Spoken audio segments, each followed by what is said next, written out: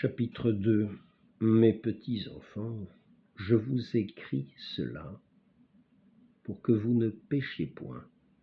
Et si quelqu'un vient à pécher, nous avons auprès du Père un paraclet, un défenseur, Jésus-Christ, le juste. Et il est lui-même victime de propitiation pour nos péchés, non seulement pour les nôtres, mais aussi pour ceux du monde entier. Et en cela, nous connaissons que nous l'avons connu, si nous gardons ses commandements. Celui qui dit « je l'ai connu » tout en ne gardant pas ses commandements est un menteur. Et en celui-là n'est pas la vérité. Mais celui qui garde sa parole, en celui-là l'amour de Dieu est vraiment accompli. En cela, nous connaissons que nous sommes en lui. Celui qui dit « demeurer en lui » doit, comme celui-là s'est conduit, lui aussi se conduire. Bien-aimés, ce n'est pas un commandement nouveau que je vous écris, mais un commandement ancien que vous aviez dès le commencement. Le commandement ancien, c'est la parole que vous avez entendue. D'autre part, c'est un commandement nouveau que je vous écris. Ce qui est vrai en lui et en vous, parce que les ténèbres passent et que la lumière, la véritable, brille déjà.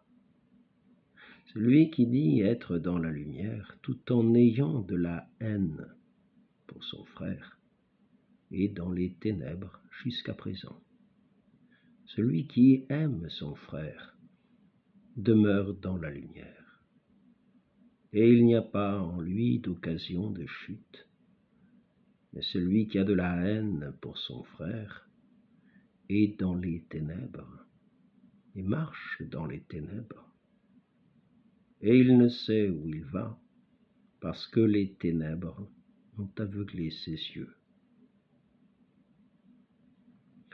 Je vous écris, petits enfants, parce que les péchés vous sont remis à cause de son nom.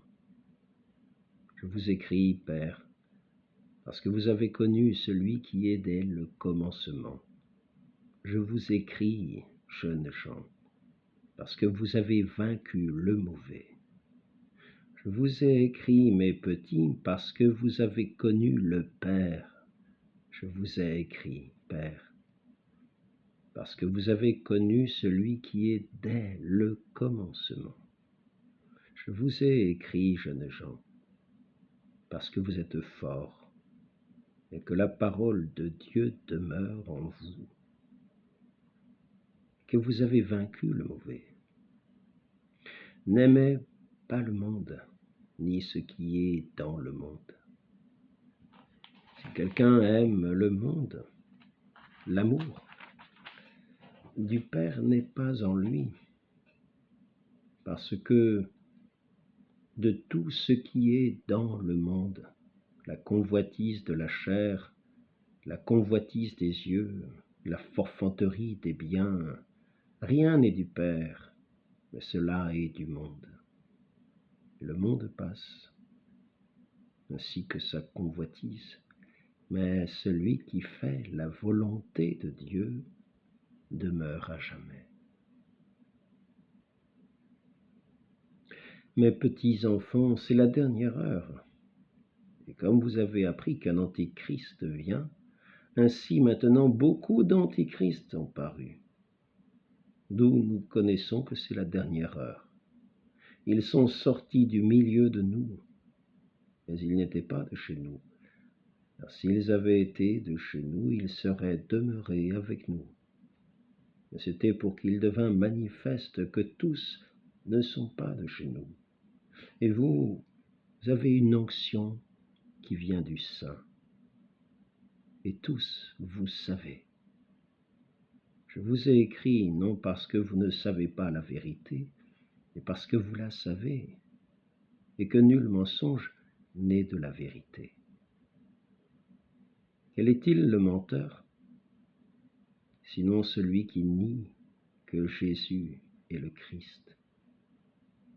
Celui-là est l'Antichrist, qui nie le Père et le Fils. Quiconque nie le Fils n'a pas non plus le Père. Celui qui professe le Fils a aussi le Père.